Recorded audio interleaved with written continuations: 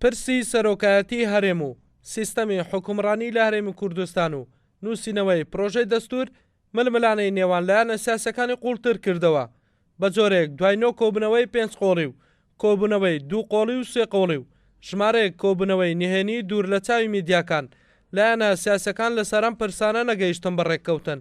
ئەنجامی مرملانەکانیش پەککەوتنی پەرلەمانی کوردستانی لێکەوتەوە.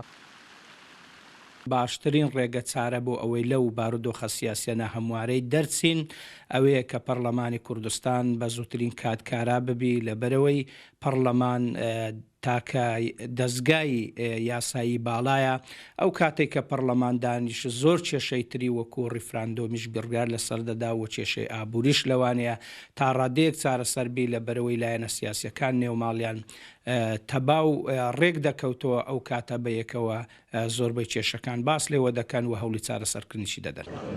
کۆتایی نەهێنان بە کێشە سیاسەکان و بەردەوامبوونی قەیرانی دارایی خەڵکی هەرێمی کوردستانی نیگەران کردووە.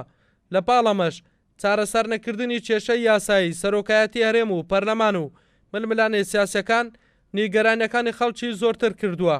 بۆیە لە ئێستادا خەڵک لە چاوەڕوانیەوەدان حیزبەکان بەرژەوەندی خەڵک لە بەرچاو بگرن و قەیرانەکان چارەسەر بکەن. ململانێکردن لەسەر پرۆسەی دیموکراتیان سەپرسە دیموکراتەکان کارێکی زۆر تەبیعیە لە ناوخۆ لە نێوان حیزب و لایەنەکان لە ئینتیخابە لە هەر پرسێکە کە پەیوەندیدار بە ناوخۆی حیزبەکان بەڵام کە گەیشتە بەسەر بەرژەوەندی عام دەبێت لێرە بوەستنووە چونکە لە بەرژەوەندی عامە کە قسەیەک دەکرێت لەسەر بەرژەوەندی عامە هیچ کەسێک نەسەر کەوتووە بە تەنیا و نەژێر کەوتووە بە تەنیا هەمومانیان سەرکەوتونیان هەمومان ژێر کەوتوین لۆیە دەبێت ئەم حیزب و لایەنانە ئەمە لە بەرچاو بگرن و چیتر ئەم ململانەیە نێخنە سەر بەرژەوەندی عام.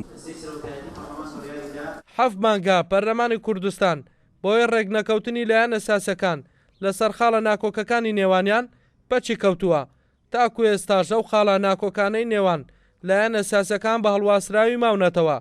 خەڵکی هەرێمی کوردستانیش دەڵێن پێویستە حیزبەکان بەرژەوەندەکانیان وەلا بنێن و نێوماڵی کورد ڕێک بخەنەوە چونکە بەردەوامیدان بەو ناکۆچانە ئەنجامەکەی لە بەرژەوەندی گەلی کورد نابێت. هەڵگورد ئەحمەد، کورسات نیوز، هەولێر.